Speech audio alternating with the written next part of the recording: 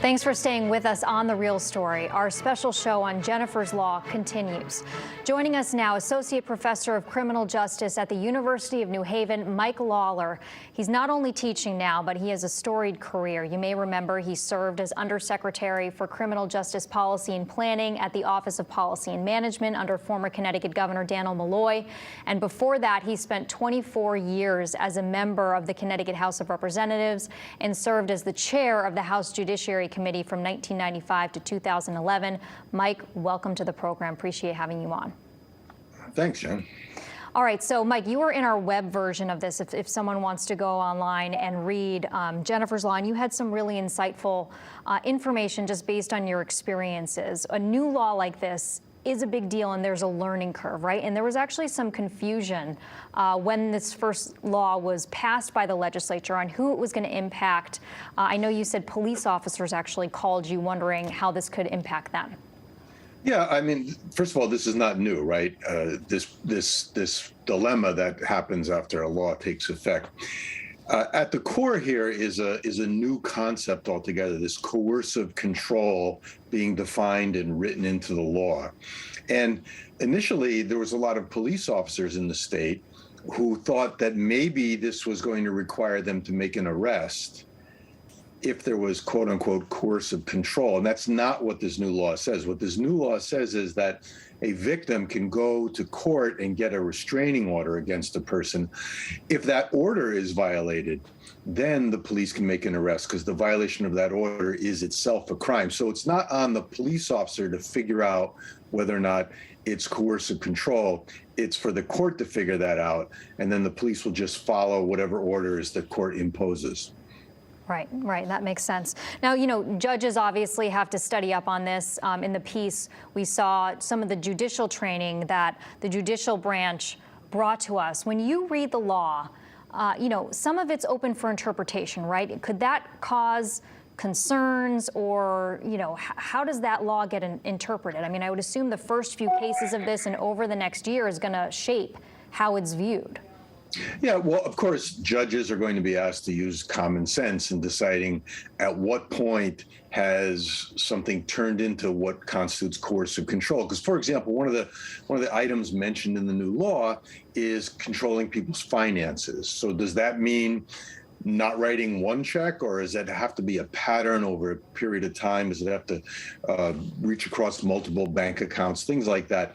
And so judges are going to have to figure out at what point do they want to issue one of these orders, because after all, the violation of the order will result in an arrest of somebody. So I think since it's a completely new concept to the law, it's going to take a little bit of time for the training and the experience to come together to develop some standards for evaluating these things. But this is normal, right? This is the way it works. In the past, you know, I can remember from my own experience in the 1990s when the whole idea of stalking was a new concept, or even before that, in the aftermath of the Tracy Thurman episode up in Torrington in the early 1980s. That's the law that's the incident that led to the mandatory arrest for domestic violence. And over time, the definition of what constitutes domestic violence had to be expanded to including a dating relationship in addition to sort of a married relationship. So these things evolve over time. And the good news is Connecticut has continued to be sort of the leading edge of this very enlightened way of viewing the situations that give rise to real violence and not infrequently people getting killed. Yeah, we're one of the first states. I mean, there are a couple of states who have put coercive control on the books, but it's not widespread across the country, right? So Connecticut kind of at the forefront of that. Go back to the stalking laws for a moment, because I think you had said earlier, and this is pretty interesting, that when those laws were first put on the books, you know, people were like, how are we going to arrest people for this, right? There was concern about how it would be implemented, and now it's just standard. Yeah, so from the perspective of a police officer, because at the end of the day, they're the ones who have to make the decision when it comes to stalking.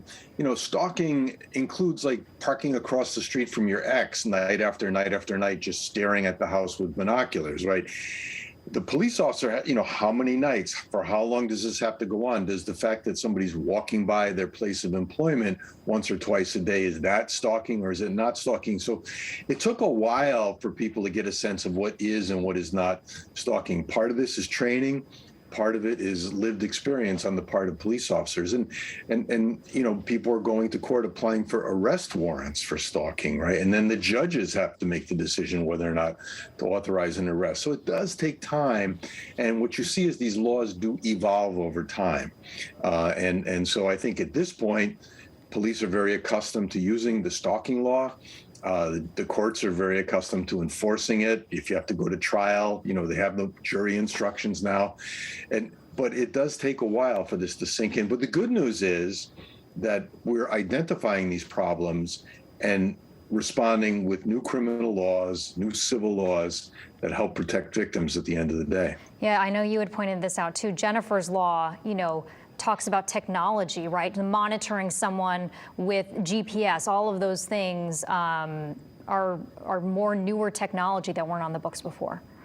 Yeah, and so this is a whole new concept in and of itself. We have a 13-year-old son, and we can keep track of where he is because we can set his iPhone so that we know where he is. Now, that makes common sense if you're worried about a 13-year-old, but you can imagine the potential for abuse if you're doing it to your significant other, right? And especially if you're not permitting your husband or wife to deactivate that. You can see how this could develop into a very intimidating situation, especially when you add in some of these other aspects of coercive control. So these are the kinds of things that are new technology issues, and they have to be acknowledged and implemented in the law. Yeah, very true. And domestic violence is all about control. Mike Lawler, always good to hear from you. Thank you so much for lending us your expertise today. Anytime, Jen. All right, that does it for us on The Real Story. If you want to watch these segments again, head to fox61.com or download the Fox 61 app and watch The Real Story every Sunday at 10 a.m. right here on Fox 61. Have a great morning.